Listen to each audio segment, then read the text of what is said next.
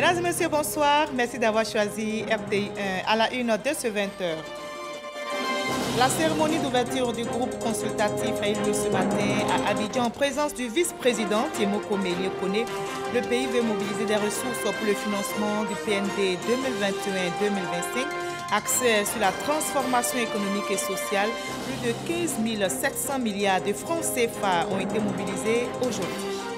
La Côte d'Ivoire était présente à la conférence internationale du travail à Genève en Suisse. En marge des assises, le ministre Adama Kamara a multiplié les rencontres. Il a échangé, entre autres, avec les responsables du Bureau international du travail. Il évoque les retombées pour notre pays en compagnie de la ministre Anne-Désirée Ouloto. La campagne de vaccination de masse contre la peste des petits ruminants a été lancée à Aboasso et dans le sud Comoé. C'est une initiative de la commission de la CEDEAO en réponse à la requête des ministres de l'Agriculture et de l'élevage des États membres. La coopération suisse finance la campagne. Enfin, au Mali, l'état-major français annonce avoir capturé l'un des chefs de l'État islamique au Grand Sahara.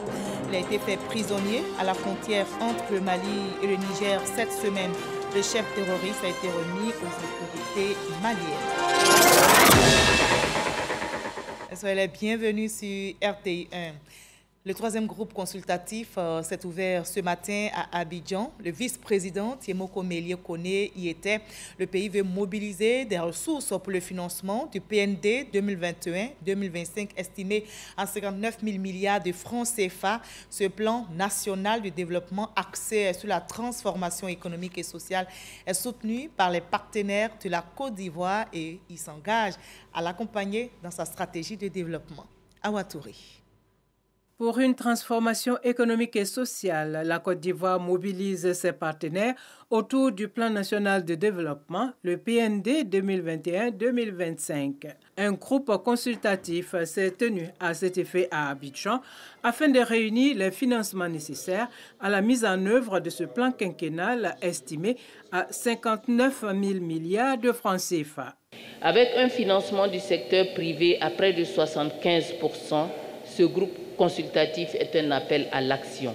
Des actions attendues de la part du gouvernement et de ses partenaires au développement pour poursuivre les investissements et les réformes nécessaires pour bâtir un cadre de gouvernance solide, améliorer le climat des affaires, promouvoir le développement du capital humain et développer sur toute l'étendue du territoire national des infrastructures socio-économiques afin de permettre un développement encore plus grand du secteur privé. La Team Europe et le système des Nations Unies, partenaires incontournables, ont marqué leur adhésion au PND 2021-2025. Le système des Nations Unies réaffirme qu'il sera aux côtés du gouvernement de la Côte d'Ivoire et des partenaires pour accompagner ces efforts de mobilisation de ressources.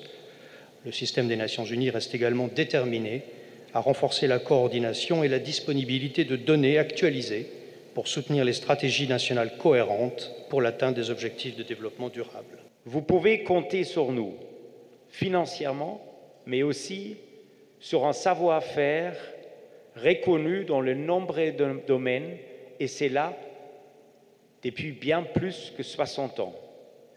C'est donc un plaisir pour nous, la Team Europe, de soutenir et d'accompagner la mise en œuvre du PND. La Banque islamique de développement, le groupe de la Banque mondiale et la Banque africaine de développement, également mobilisés pour la mise en œuvre de ce plan né de la vision du président de la République, Alassane Ouattara.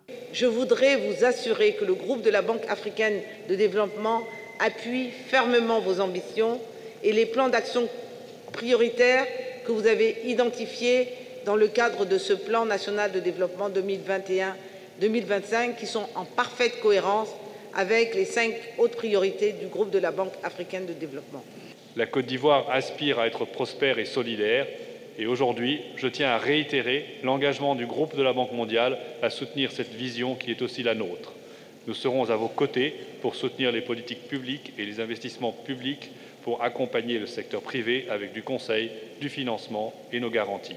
Je voudrais réitérer le plein engagement du groupe de la BID à poursuivre son accompagnement dans la mise en œuvre du PND qui permettra à la Côte d'Ivoire pays de paix et de stabilité, d'engranger davantage de prospérité et de résilience au profit de ces populations et de l'économie sous-régionale. Le vice-président de la République, Tchemoko Méliet Kone, représentant le chef de l'État, le président Alassane Ouattara, a salué la forte participation des partenaires au développement avant de présenter les grandes lignes du plan national de développement 2021-2025.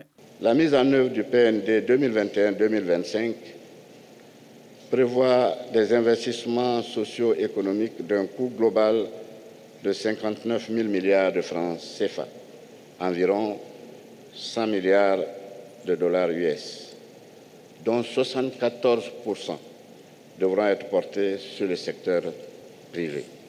Comme vous l'aurez compris, le gouvernement entend faire du secteur privé l'acteur clé de la création de richesses et d'opportunités d'emploi pour nos jeunes. Au-delà du potentiel naturel important de l'économie ivoirienne, le plan propose de nombreuses opportunités pour les investisseurs privés qui vous seront présentés durant cette journée.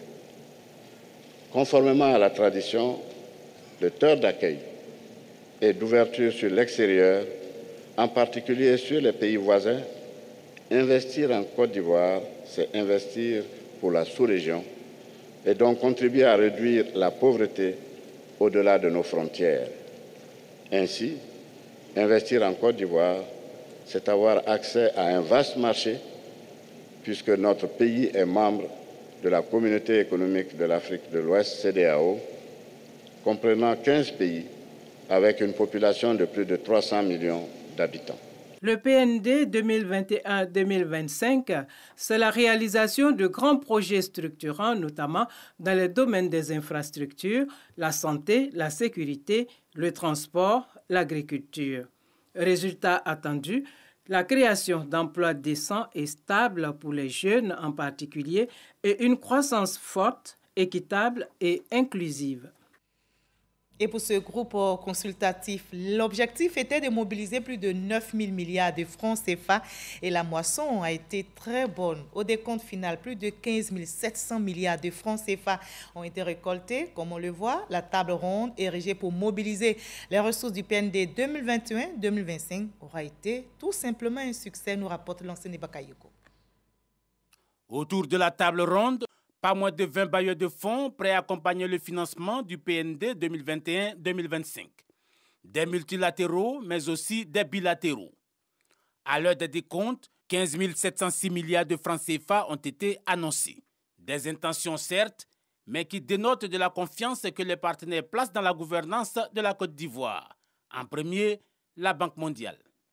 Nous sommes engagés à soutenir ce PND avec un montant de 5 500 milliards de francs CFA, dont environ 1 200 milliards viendraient en soutien à l'investissement privé et 4 250 milliards viendraient en soutien des investissements publics. Le groupe de la Banque mondiale, en effet, a marqué sa confiance aujourd'hui une fois de plus dans les autorités de Côte d'Ivoire et dans leur capacité à mettre en œuvre un plan national de développement ambitieux qui vraiment cherche à réduire la pauvreté par 2 et à doubler le revenu par habitant d'ici 2030. Cette belle moisson, si elle venait à se concrétiser, serait orientée dans divers secteurs de la vie socio-économique. Les bailleurs de fonds ont particulièrement été séduits par les projets liés à la construction et au logement. Le ministre en charge de ce domaine, Bruno Nabagné-Koné, a mené une offensive basée sur la nécessité de combler le déficit en logement. Nous avons 25 000 logements pour ce projet pilote. Mais le besoin, encore une fois, je le rappelle, sur la ville d'Abidjan, c'est 600 000 logements. Je voudrais qu'on insiste davantage sur les 600 000 logements. Ces 600 000 logements qui nous permettront de loger décemment tous les Abidjanais. Ces 600 000 logements qui nous permettront d'effacer progressivement l'empreinte des bidonvilles, des quartiers précaires qui aujourd'hui, malheureusement, polluent visuellement la ville d'Abidjan. Quant à l'utilisation des montants annoncés, le gouvernement assure que les projets ne manquent pas. Le succès auquel nous venons d'aboutir, avec le dépassement de nos objectifs de mobilisation de ressources financières, est le fruit du travail de tous. Je me félicite que l'ambition de notre pays, déclinée à travers le PND 2021-2025, traduction de la vision 2030 d'une Côte d'Ivoire solidaire du président de la République, son Excellence M. Alassane Ouattara, soit comprise, partagée et soutenue par tous. D'autres annonces pourraient intervenir qui vont permettre de consolider la réalisation du PND 2021-2025. Et en marge de cette table ronde du groupe consultatif, le vice-président ivoirien Temoko Melio Koné s'est entretenu avec une délégation de la Fédération des associations professionnelles des banques et établissements financiers de l'UEMOA. La délégation est venue saluer et féliciter le vice-président ivoirien pour sa nomination et lui exprimer sa reconnaissance pour l'intérêt qu'il a toujours porté à leur secteur d'activité. Je vous propose quelques propos recueillis à la fin de cette rencontre. Porter un message de tous les directeurs généraux des banques et établissements financiers pour féliciter le gouverneur M. Temoko Melio pour sa nomination, pour la confiance qui a été placée en lui par le président de la République, son Excellence Alassane Ouattara, pour le remercier pour les conseils, pour l'accompagnement dont ont bénéficié les banques et établissements financiers tout au long de son mandat à la Banque centrale. Et nous changeons de décor. Nous partons pour le CESEC. Justement, après son élection, et le président de l'Assemblée nationale, Adama Bictogo, continue ses tournées dans les institutions ivoiriennes. Il était donc au Conseil économique, social, environnemental et culturel pour une rencontre avec Eugène Aka Awele, président de cet organe consultatif. Ils ont évoqué le rapprochement entre les deux institutions. Sidonie Davila. C'est la toute première rencontre entre le président de l'Assemblée nationale et le président du CESEC depuis son élection. Adama Bictogo et Eugène Aka Awele, ensemble, les deux personnalités ont surtout échangé sur des questions inhérentes au renforcement des relations entre les deux institutions. Le Conseil économique est certes une assemblée consultative, mais nous avons donc projeté de mettre en place une plateforme, d'autant plus que sur les sujets d'intérêt public qui donc préoccupent les Ivoiriens. Nous pouvons donc saisir l'Assemblée consultative à l'effet de nous donner un avis consultatif sur les sujets d'intérêt public. Ce président est à regarder de près. Avoir réussi à être le candidat de consensus présenté par les différents groupes parlementaires, c'est une performance que nous devons saluer. C'est pour nous une occasion donc de pouvoir accomplir pleinement notre mission. Cette visite au Conseil économique, social, environnemental et culturel se tient une semaine après l'élection du président de l'Assemblée nationale. Et après cette visite au CESEC, le président de l'Assemblée nationale s'est rendu à l'inspection générale d'État. Adama Bictogo et Théophile Awandoli ont aussi parlé coopération. Le nouveau président de la Chambre basse du Parlement ivoirien s'est imprégné du fonctionnement de l'IGE, institution d'audit et de contrôle. L'inspecteur général d'État, Théophile Awandoli, n'a pas manqué de féliciter Adama Bictogo pour son élection à la présidence de l'Assemblée nationale. Et les lignes qui bougent à l'Assemblée nationale, où la Commission des affaires sociales et culturelles a tenu sa session ordinaire hier.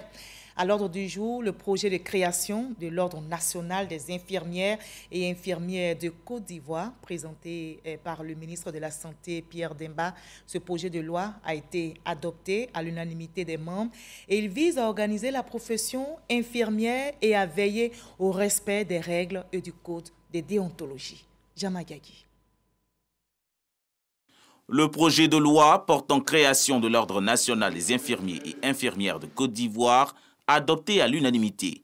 C'est après un exposé des motifs du ministre de la Santé, Pierre Demba, et des échanges avec les 33 membres de la Commission des affaires sociales et culturelles que les textes sont validés. L'infirmier constitue le personnel de santé de premier contact à tous les échelons de la pyramide sanitaire. Près de 50% des soins de santé sont assurés par les infirmiers en Côte d'Ivoire et 70% des personnels soignants n'ont pas la qualité d'infirmier selon le ministère de tutelle. Ce présent projet de loi vient réguler le secteur et améliorer la performance du système national de santé. Mais déjà, une fois que le test est pris, ça permettra à tous les professionnels d'être inscrits au tableau de l'ordre. Donc on pourra les identifier partout dans les centres de santé et éviter que ceux qui ne sont pas qualifiés puissent exercer. Donc ça nous facilitera le contrôle, mais également ça nous donnera l'occasion donc de les former à travers leur ordre et leur permettre donc d'exercer sereinement leur métier. La loi sur l'ordre national des infirmiers et infirmières de Côte d'Ivoire comprend 6 titres. Celui des dispositions générales, l'organisation, le fonctionnement, l'inscription au tableau de l'ordre, la discipline et les dispositions diverses. L'emploi d'infirmiers en Côte d'Ivoire est confirmé par le statut général de la fonction publique depuis 1964.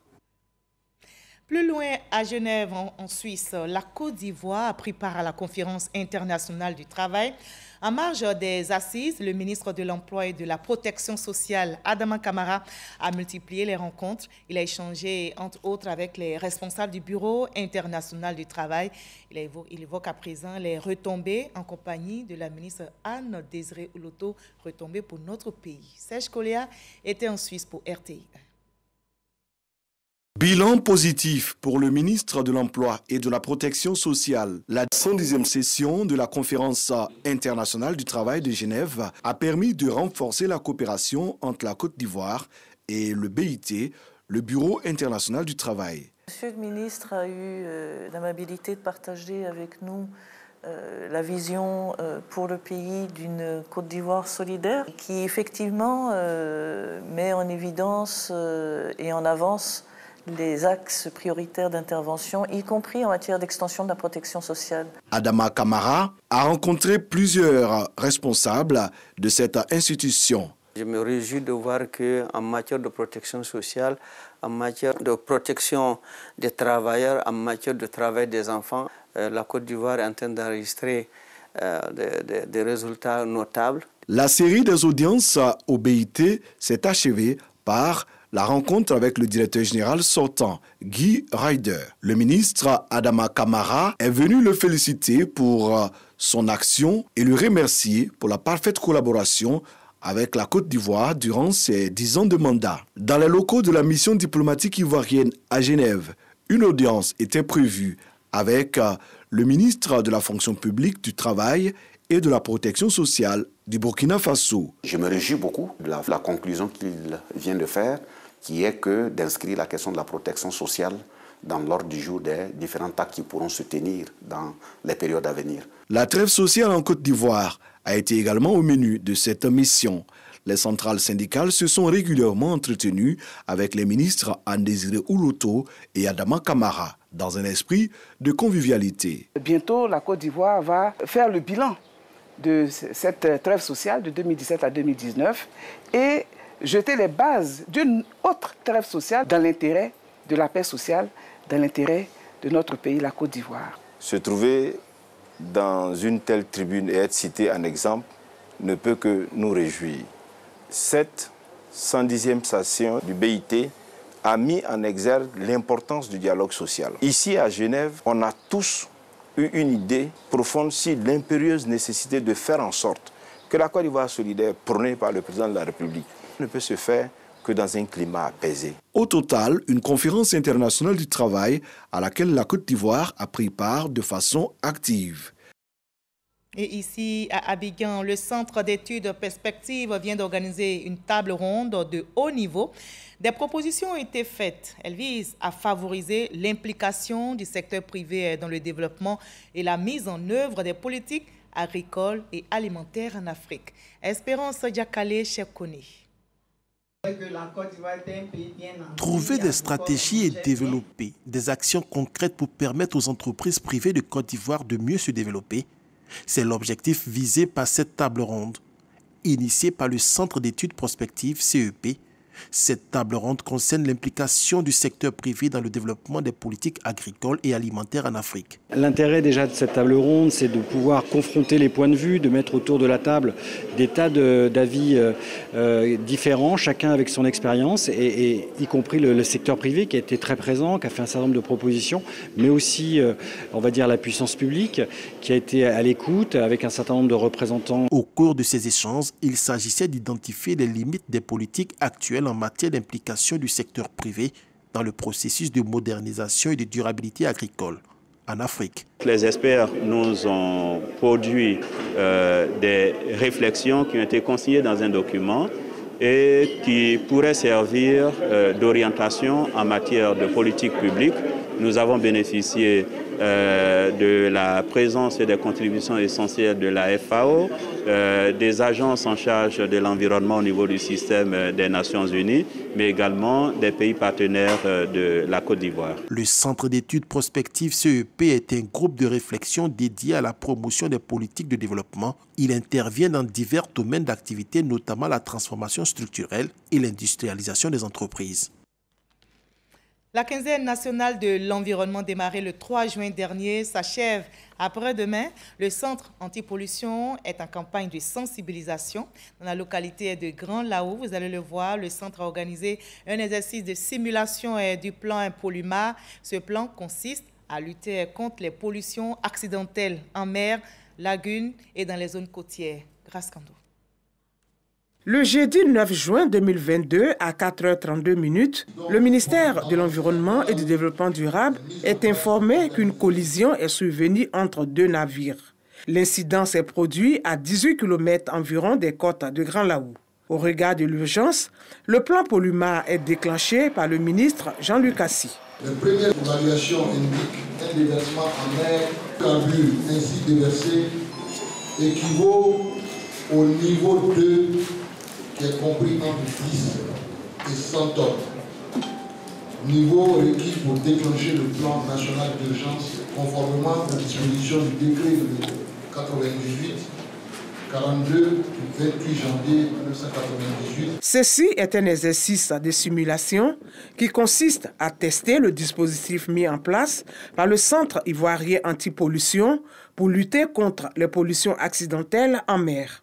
L'exercice permet à chaque administration de jouer pleinement son rôle et aussi d'évaluer sur le matériel que nous avons. Parce que lorsqu'il y a une pollution, ce n'est pas l'affaire du CEPOL seul, ce n'est pas l'affaire des administrations seules, mais c'est tout le monde. Avant cet exercice de simulation, le comité interministériel et les différents acteurs ont été formés sur les pollutions accidentelles en mer. Voilà, la quinzaine nationale de l'environnement se poursuit dans notre pays jusqu'au 17 juin prochain. Je vous livre à présent ce communiqué qui vient de nous parvenir. Le ministre des Transports porte à la connaissance des populations, des usagers et des opérateurs des plateformes portuaires qu'en raison de contraintes de calendrier de dernière minute, la cérémonie officielle d'inauguration du terminal industriel polyvalent de San Pedro, initialement prévue pour le jeudi 16 juin 2022, donc demain jeudi, est reportée à une date ultérieure. Le ministre exprime ses sincères excuses aux invités et à l'ensemble des acteurs pour les désagréments causés. Il est rassuré qu'une nouvelle date de la cérémonie sera communiquée très prochainement. Communiqué signé du directeur des cabinets Dioman Koni. Et la lutte contre la peste s'intensifie. La campagne de vaccination de masse contre la peste des petits ruminants a démarré. Elle a été lancée à Aboisseau, dans le sud Comoé. C'est une initiative de la commission de la CEDEAO en réponse à la requête des ministres de l'Agriculture et de l'Élevage des États membres. La coopération suisse apporte son appui financier à cette opération. Patricia Omouitia. C'est par ce geste que le ministre des Ressources animales et halieutiques a lancé la campagne de vaccination de masse contre la peste des petits ruminants dans l'espace CEDEAO. Cette campagne vient en réponse à la requête des ministres de l'Agriculture et de l'Élevage de la Côte d'Ivoire, de la Gambie, du Ghana, de la Guinée-Bissau et du Sénégal pour le contrôle et l'éradication de la peste des petits ruminants. Engagé à l'accompagner pour son éradication jusqu'à l'année 2030. C'est l'objectif et pour cela que nous sommes ici, pour lutter contre la maladie de cette espèce animale. Que la CEDEAO, ayant compris cela, a cherché à aider nos États à concevoir un programme commun dans lequel la vaccination synchronisée, comme on l'appelle à l'échelle de l'ensemble des États, soit conçue comme étant un outil efficace pour venir à bout de cette maladie-là. La direction du développement et de la coopération suisse, à travers Mme Anne Lougon-Moulin, a fait savoir que cette campagne constitue une action de soutien à la résilience des 8 pays de la région. C'est très important pour nous que la population qui vit du petit élevage de ces petits ruminants puisse traverser ces périodes de crise sanitaire de manière conséquente et c'est pour ça qu'on appuie ces vaccins. La campagne 2022 fournira près de 5 millions de doses de vaccins. De ce que nous savons, il y a eu un cas déjà de peste dans cette région. Donc il est bon qu'on commence par là pour éviter que le phénomène de contagion ne s'installe. Malheureusement, beaucoup de personnes en milieu rural ne comprennent pas que quand on a un mouton qui est malade, comme les êtres humains, il faut vacciner le mouton. Et la peste des petits ruminants est une maladie très contagieuse et radicale, très dangereuse qui décime tout un troupeau de façon générale. Et il était bon que cette maladie qui a été découverte en 1942 en Côte d'Ivoire justement puisse avoir des réponses structurantes pour son éradication à l'horizon 2030. La contribution de l'élevage au PIB agricole régional est de 44% avec une moyenne de plus de 60 millions de têtes de bétail. Et la santé humaine est aussi une priorité pour nos autorités. La campagne de dépistage du cancer de la prostate s'intensifie du côté de Jacquesville, à l'initiative du maire. La prostate, notons-le, est un organe de l'ensemble de l'appareil reproductif de l'homme. Comme tout organe, la prostate est sujette à des dysfonctionnements pouvant entraîner un cancer, notamment à partir de 45 ans. Mais la bonne nouvelle, c'est que la détection précoce, grâce au dépistage, permet de le prendre en charge et d'en guérir. Didier Nguessan. Jacquesville, hôpital général. Amadje Nyamien, chef de terre, vient se faire dépister du cancer de la prostate. Âgé de 68 ans, il fait partie des personnes les plus à risque. Le sexagénaire est d'abord soumis à un questionnaire qui permet d'évaluer la fonction sexuelle au cours des 6 derniers mois. Ceci afin de déterminer ou non un trouble d'érection, qu'il soit léger, modéré ou sévère. La deuxième étape consiste à relever les constantes du patient. Il s'ensuit le prélèvement de l'urine et du sang. C'est par méconnaissance de la maladie que cette maladie tue les gens. Mais si aujourd'hui le maire a fait venir des spécialistes pour nous consulter gratuitement, moi je pense que c'est une bonne chose. Avant les résultats du laboratoire prévus dans 48 heures, Amadje, tout comme la centaine de candidats au dépistage ce jour, est examiné par le docteur Walter Fomiki, germano-camerounais venu spécialement d'Allemagne avec son équipe et du matériel médical de pointe. À partir de 45 ans, on peut avoir le cancer de prostate, mais même plus important, à partir de 60 ans, 70 ans, on dit que 70% des gens qui ont atteint 70 ans, ils ont le cancer de prostate. Nous, les Noirs, on a plus l'occasion pour avoir le cancer de prostate que les Européennes, les Asiatiques. Pour eux, c'est juste un petit... Ils n'ont pas trop le cancer de prostate. Si quelqu'un a le cancer de prostate dans une famille, il faut que tous ses frères ils partent pour faire le contrôle. Cette campagne de dépistage gratuit du cancer de la prostate est offerte par le maire de Jacquesville, Joachim Begré. Cette maladie qui n'a pas de symptômes visibles crée beaucoup de problèmes à nos parents et aux hommes de manière générale. Et il ne prend pas d'honoraires et il nous aide, nous, population de Jacquesville, à sauver des vies. Cette campagne, qui va durer 3 jours, concerne aussi le personnel de la Petrosi, qui est sensibilisé sur les risques et la nécessité du dépistage précoce du cancer de la prostate. Désormais, nous savons à peu près ce que c'est. On entendait parler de la prostate, mais comme vous le savez comme moi, et tout ce qui est lié à l'appareil reproducteur, bien l'appareil génital de l'homme en Afrique est tabou. Donc c'est un sujet que personne n'abordait. Begré Joachim et ses équipes envisagent une collaboration entre le cabinet du Dr Fomouki et des équipes médicales sur place à Abidjan et Jacquesville en vue d'une meilleure prise en charge des personnes positives au cancer de la prostate. On retrousse aussi les manches contre le coronavirus.